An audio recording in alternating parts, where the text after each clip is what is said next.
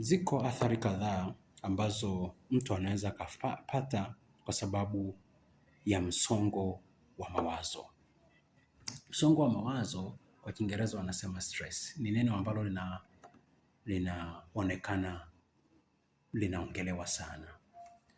Mtu akiwa na msongo wa mawazo, mara nyingi msongo wa mawazo ukienda muda mrefu sana, unatengeneza kitu kinachoitwa sonona. Unatengeneza ugonjwa mwingine au shida ya afya ya akili nyingine inaitwa depression, yani sonona. Kwa msongo wa mawazo ukikaa muda mrefu, unaweza kumuingizia mtu hali nyingine ya kusononeka kupita kiasi, na baada ya muda akajiingiza kwenye hiyo hali ya sonona kama ugonjwa. Lakini msongo wa mawazo ukiwa mkubwa sana, mara nyingi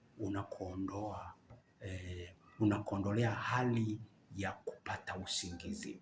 Huyu mtu mwenye msongo wa mawazo mara nyingi hawezi kupata usingizi mzuri wenye afya kwa ajili ya akili, kwa ajili ya afya ya akili na kwa ajili ya afya yake ya kimwili. Lakini mtu mwenye msongo wa mawazo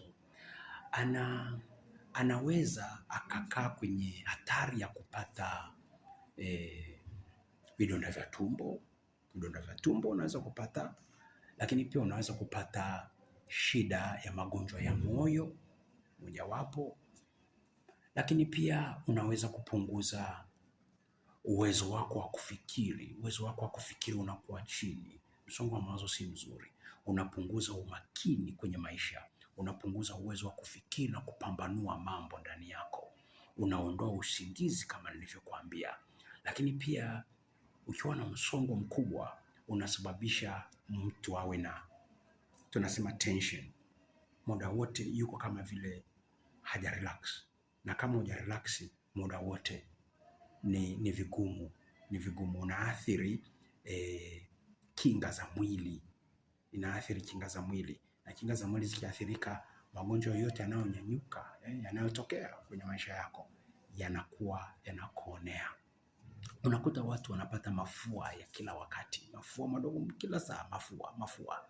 Huyu mtu huenda ana kitu ambacho kinamsababishia awe na msongo mkubwa wa mawazo.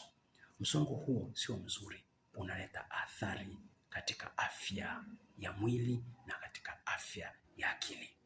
Jitahidi msongo ukiwepo wa mawazo, jambo mojawapo la kufanya ni hili: anza kujiuliza maswali. Reason, kwa nini nimepata huo msongo? Kitu gani kimesababisha msongo ukaingia? Je, kuna vitu nilivyovipokea ambavyo vinaniudhi? Kwa sababu mtu mwingine anaweza katamka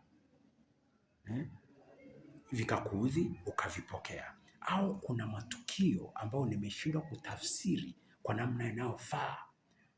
Kuna kitu kimetokea, labda ukatafsiri kwamba ni hatari kwenye maisha yangu, ni hatari kwenye maisha ya watu wengine.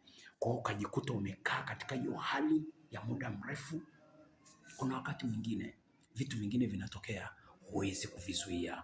Kwa hiyo tafsiri kwa tafsiri nyepesi kwamba ni mambo yaliyotokea kwenye maisha, yatapita, yametokea na yatapita, na kama yatapita basi anza kuona hivyo na msongo unaanza kupungua taratibu. Lakini kama kitu unachokifikiri chenye msongo ndani yako kina sababu, anza kukitengenezea mchakato wa kupata njia ya kuondoka hapo. Labda kuna kitu kinakubana, umeshindwa kulipa ada ya mtoto wako, ukapata msongo ghafla kwa sababu huna fedha ya kulipa ada.